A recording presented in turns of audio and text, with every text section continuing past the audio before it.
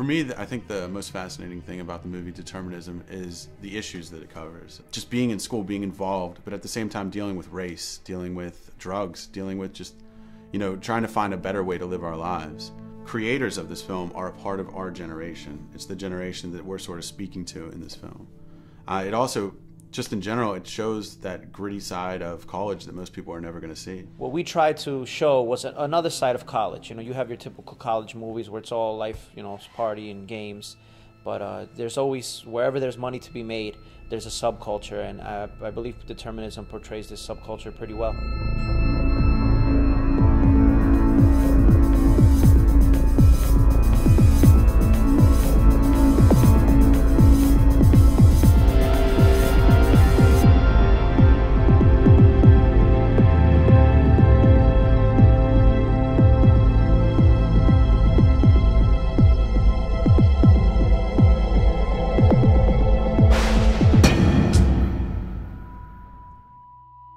The character of Alec in the film is actually a little mysterious because we never really understand how this guy became so unhinged, but there's always little hints in the film about his, substance abuse, pill popping, his excessive drinking.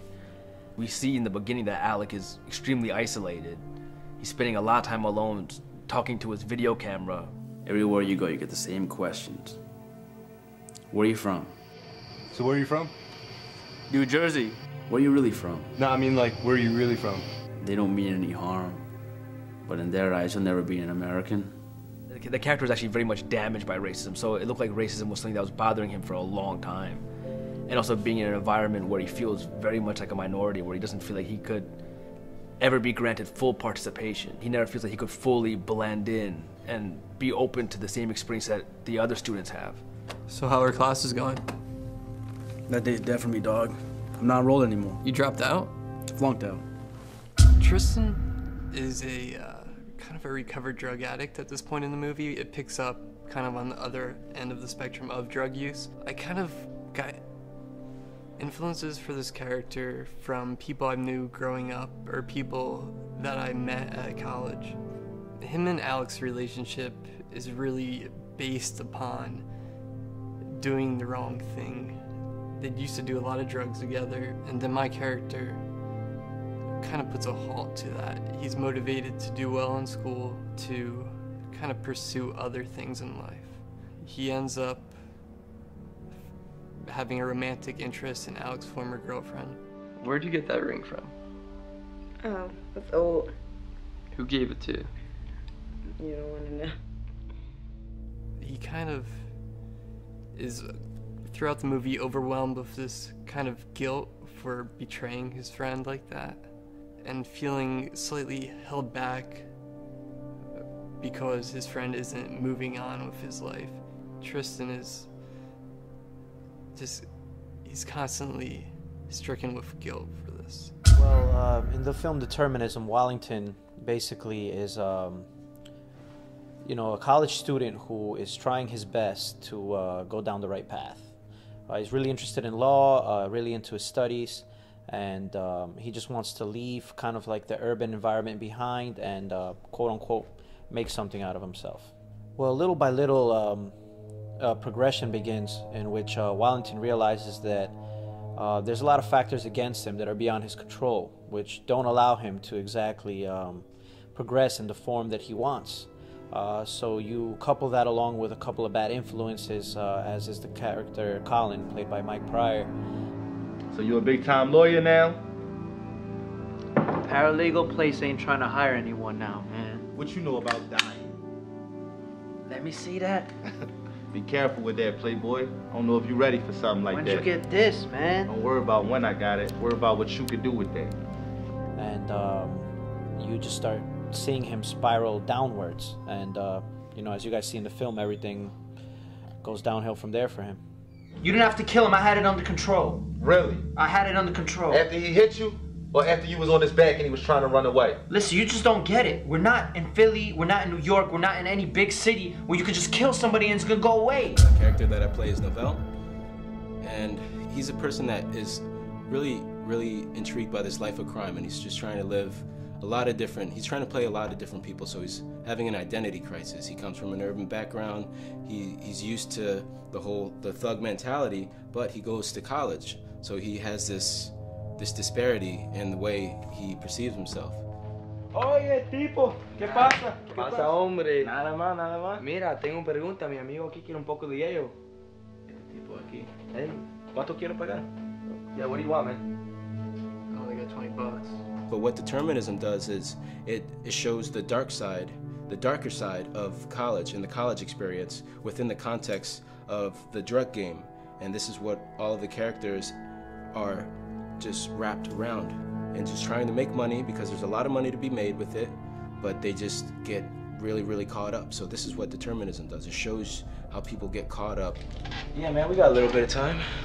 Siéntate, man. It's cool. I told you I was in a rush, Novel. What you mean you're in a rush, man? Just siéntate por un momento. I just finished telling you 5 minutes ago that I had to go meet Jeff. Remember that? Mira, cálmate. Siéntate. It's cool, man. Look. Mira, hijo de puta, te acabo de decir que tenía que ir a verle a Jeff. Well, I don't know anything in Spanish, but you got to speak English in my apartment. D-Lo is, he is such an unfortunate character because he tries to go straight, but they just keep pulling him back in. He used to be a drug dealer. He has a lot of experience with it. You know, he never lost that, but he's trying to get back on the right track, and he's trying to get off of it and stop selling, but his friends, specifically Alec, know that he has this experience. Look, I need to make some cash quick, and if you could just introduce me to some people. Dude, I'm not in that game anymore. You still know people. Yeah, but I don't associate with them. He has tons of connections all over town. He knows people, he knows who to buy from, who to sell to, but he's trying to get rid of all that, and Alec pulls him back into it.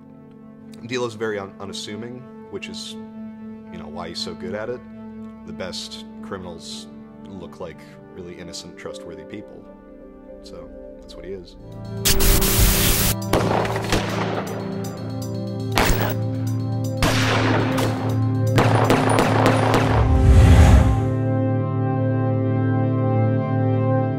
So whenever the Majumdars came to me and asked me to do some visual effects, there were some problem areas, just things that happen whenever you have a low or no budget film. Things like gunshots, like we're on a college campus, in public places with, you know, off camera you won't see all the people, but there's literally crowds of people running around. So to fire blank guns in public would be a very bad idea. So most of the effects that I did were pretty simple and pretty standard in films nowadays. Like the gunshots, every gunshot needed to actually cock back, fire, smoke needed to come out the front, sparks.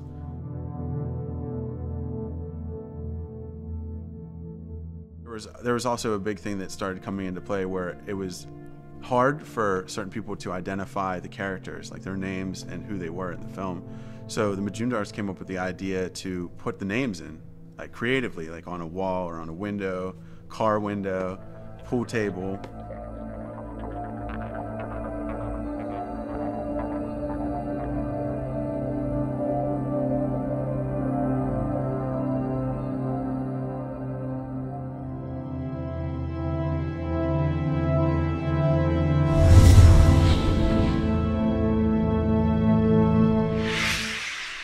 Well, me and my brother and I, we came up with the title Determinism later on in the screenwriting process, because when we were writing the screenplay, we kept talking about like how a society could be based, how like a small society or a group of people could be categorized and compartmentalized in certain groups and roles and positions and status.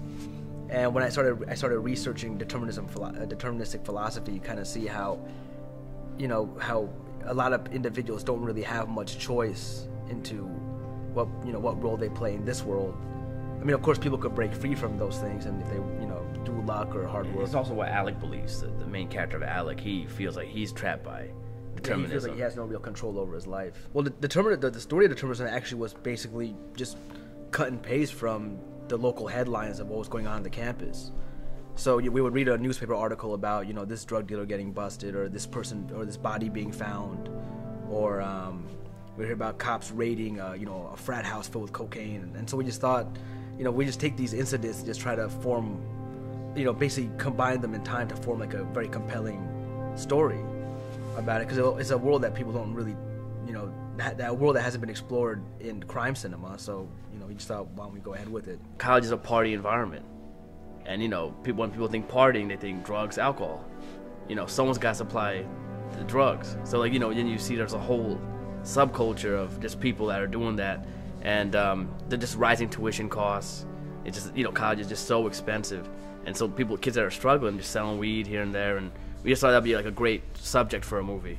And they had a very specific vision, a very selective choice as to what they needed to do. At the same time, we're always dealing with the fact that our budget is so minimal that you know, the actors, instead of being there, might have to run out. I mean, some people had jobs. So there's a whole lot of obstacles that come with a low budget. And we also shot in extremely harsh conditions. In blizzards, like in some of the coldest times of the year we were filming. Your hands are cold. If you don't have gloves, forget about it. So we're carrying pieces of film equipment around through the freezing cold weather. We're sharing gloves. We're like taking turns going inside little places around the campus, because this was all filmed guerrilla style on campus. And we all were just trying to keep warm and at the same time make a good movie. A lot of the shots we had to be very creative about how to add production value to make it look like a bigger budget film while doing it for nothing. Because now, you know, digital cameras are getting smaller anyway, so it's become simpler to really do a lot more creative things with steady cams, or we used a jib, which elevated the camera above the actors at times. We got some interesting shots like that. This film was extremely independent filmmaking. The equipment we used was very sparse. We used you know, simple equipment. We traveled very light because we were always worried about what officials were going to come around the corner and tell us to stop shooting, and we had to get these precious shots. We were on a very, very tight budget. We made the movie for like no money, so it was really sketchy. Most of the time we were always looking over our shoulders while we were filming, especially with some of the gun scenes, and you know, that can get a little dicey. And it was fun too. It keeps you on your toes. My favorite scene in the movie, as far as filming goes, there's a small fight scene between me and the character Dilo, played by Philip Narsh, and I fake hit him, but when it was his turn to return the favor, he pretty much landed a clean punch on my face. That's like the worst left hook ever. Like, I never really I don't really fight a lot, and every time I watch that, I'm like, I could have swung a lot better. It just looks like, yeah. I mean, that wasn't quite as fun, but it was funny watching it afterwards, and I got to get him back for that one too. One of the things that I really think legitimizes the film is that a lot of people involved in it had actual like experience with the sort of underground elements that are represented in the film. They're able to bring that to their performance. You know, so we just try to take that realism from everything that we saw, and you know, it could have been as simple as one day, you know, just telling Sanjay the story. You know, like, Sanjay, man, this happened, or Sanjay, I was at a party the other day and I saw this, and they would put it, you know, somehow in the film, you know, loosely, but it still came from somewhere. Everything came from somewhere. And also, one thing was kind of weird. Things in the movie actually came true to people that were involved later. Like, you know, the movie details a robbery, then a person involved with the movie ended up getting robbed. Wow. Yeah. In similar fashion. In a similar fashion, yeah. With scissors and a guitar. Yeah. We'll keep the details quiet.